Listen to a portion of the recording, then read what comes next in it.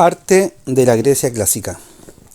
Los antiguos griegos, de 500 al 320 a.C.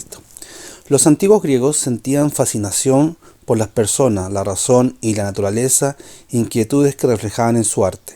Su admiración por el ser humano y la naturaleza en general se materializó en observaciones en detalle de la realidad, si bien también eran grandes amantes de la belleza, cosa que los llevó a idealizar sus representaciones. El arte griego clásico, por ende, fue una mezcla de naturalismo e idealismo.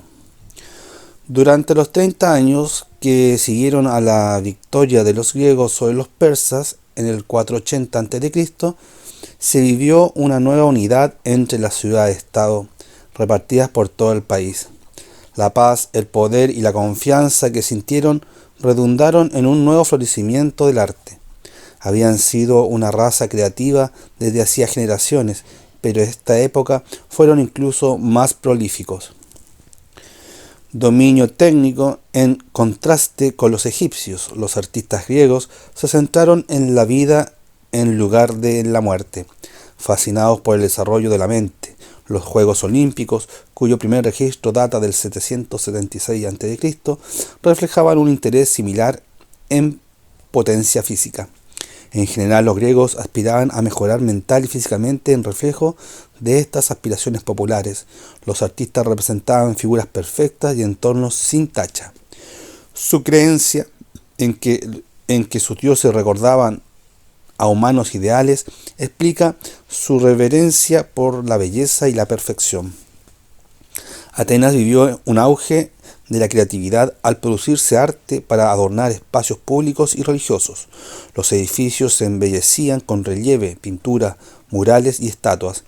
Entre los temas figuraban leyendas mitológicas, héroes, dioses y diosas. Las figuras representadas eran siempre jóvenes y enérgicas, con torso bien proporcionados y extremidades delgadas y musculosas. La idea subyacente al arte era revolucionaria. Hasta entonces, todas las culturas habían estilizado o simplificado su arte en cierto sentido. Por primera vez, los artistas habían estudiado sus temas con detenimiento e intentaban plasmarlo con realismo. Se investigaron elementos realistas como el escorzo y la textura por primera vez. Los artistas incluyeron detalles precisos en sus intentos por representar lo que veían. Pese a los graves desperfectos que presentaba, el arte de este periodo exhibe el gran dominio técnico y la atenta observación de sus creadores. A partir de dicha observación, se mejoraba para emular la perfección. El paso del tiempo y el hecho de que se ejecutan sobre madera han redundado en la escasa supervivencia de la mayoría de pinturas griegas antiguas. Si bien sí existen copias de estas ejecutadas en la antigua Roma, la colorida pintura se ha desconchado de las estatuas, pero estas imágenes realistas debieron de antojarse asombrosas a los ciudadanos corrientes, quienes jamás habían visto nada parecido. Escultores innovadores. Por primera vez en la historia, los nombres de algunos artistas destacaron entre la masa de artesanos que creaba arte de manera anónima. El inicio del estilo griego clásico y la tradición artística de las escuelas que continuaron largo tiempo después de su deceso. Se atribuyen a 3 escultores en particular. Mirón de Eleuteras trabajó de 480 a 440 a.C., creó esculturas realistas de dioses y héroes. Si bien alcanzó la fama por sus representaciones de atletas en posturas potentes y dinámicas, Fidias, 500 al 432 a.C., suele considerarse el principal entre los escultores de la Grecia clásica que decoraron Atenas tras la victoria sobre Persia. Como supervisor de las obras públicas, se le encargó construir importantes estatuas para la ciudad. Entre otras cosas, dirigió y supervisó la construcción del Partenón y diseñó su decoración escultórica. Su estatua de Zeus en Olimpia es una de las 7 maravillas del mundo ancestral. También esculpió 2 estatuas de la diosa Atenas para la Acrópolis, una de ellas tan inmensa que solo podía contemplarse íntegra desde el mar adentro. Su obra se caracteriza por la suma atención al detalle realista y la magnífica realización de los drapeados.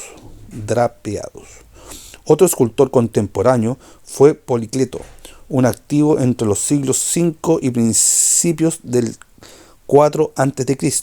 Creó figuras ideales en posturas relajadas y naturales, estilo que posteriormente emularon los artistas renacentistas. Fue el inventor del contrasposto.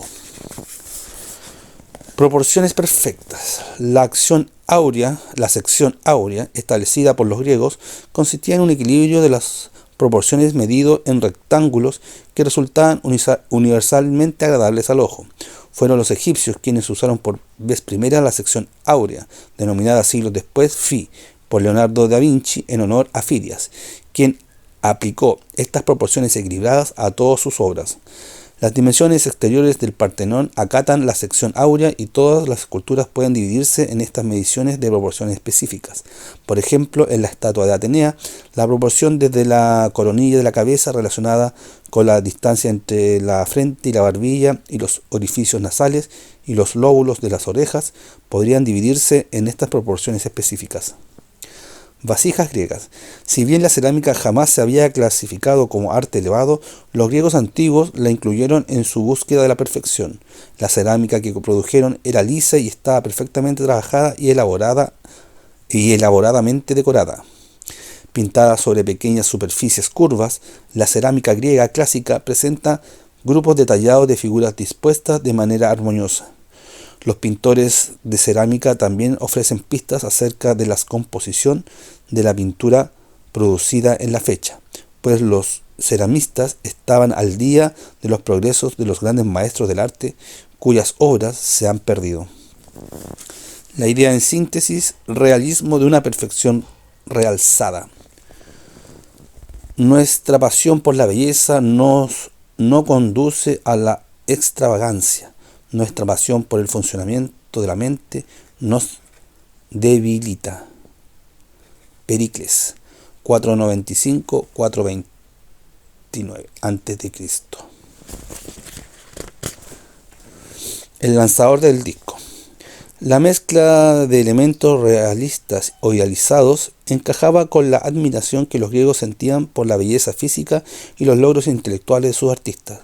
Jamás antes se había esculpido del natural a tal escala. El lanzador de discóbolo de Mirón, creado en torno al 450 a.C., es una representación convincente de un cuerpo en movimiento. Si bien la obra original se ha perdido, aún perviven algunas copias de la Roma antigua, como en que vemos a un joven atleta en el momento en que está a punto de lanzar un pesado disco, con el cuerpo retorcido por la acción.